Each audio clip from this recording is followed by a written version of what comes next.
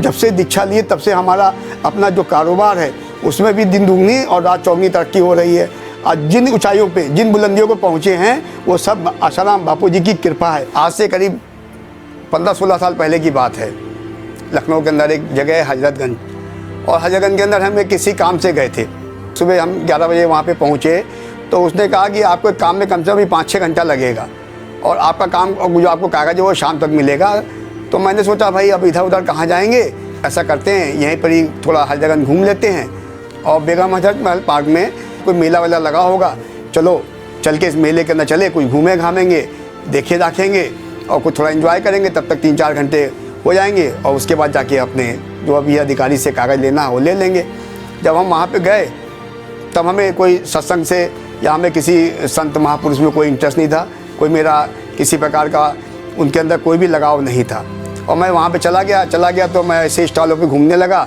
Stall पे घूमते घूमते मैं वहाँ पे एक किताबों के स्टॉल पे पहुँचा, किताबें देखने लगा। तो वहाँ पे एक किताब थी यौवन सुरक्षा, और मैंने जब उस किताब को देखा तो मेरे अंदर आया कि यौवन सुरक्षा किताब, क्योंकि हम तो संसारिक आदमी हैं, हम लोगों के अंदर सारे अवगुण हैं।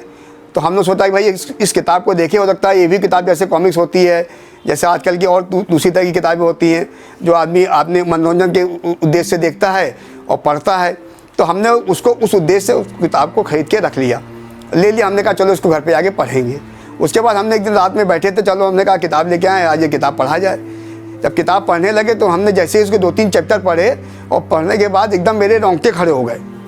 तो हमने सोचा कि हमने कहा ये क्या हो रहा है, लेकिन वो किताब इतनी बढ़िया किताब थी यौवन सुरक्षा। तो हमने कहा ये कौन ऐसा संत है, कौन ऐसा महात्मा है, इसने इतने स्पष्ट और इतनी उद्धार वाली चीज़ें जो हैं लिखी है। जो लोग देखते नहीं आजकल आप कि कभी किसी युवती के चक्कर में फंस गया है, कोई युवती किसी युवक के चक्कर में फंस गई है, तो उसके अंदर उससे निकलने का कितना उपाय बताया, ब्रह्मचर्य की आपके कैसी रक्षा हो आपको बताया। तो हमने सोचा तो हम लोग तो अपना ब्रह्मचर्य को नष्ट करने के लिए किताब पढ़ते थे, लेकिन यहाँ तो ब्रह्मचर्य को बचाने के लिए लिखा है।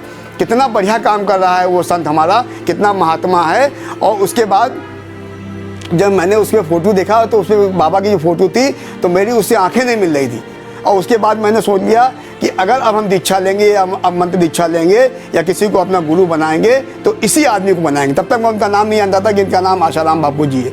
ये हमारे पतिदेव में बापू से दीक्षा लेने से पहले ये बहुत ड्रिंक करते थे और नॉनवेज भी खाते थे, जो मुझे बिल्कुल भी अच्छा नहीं लगता था। पर बापू की ऐसी कृपा हुई कि मतलब सिर्फ एक ही बार गए, उसके बाद से इनकी नॉनवेज और ड्रिंक बिल्कुल भी छूट गई।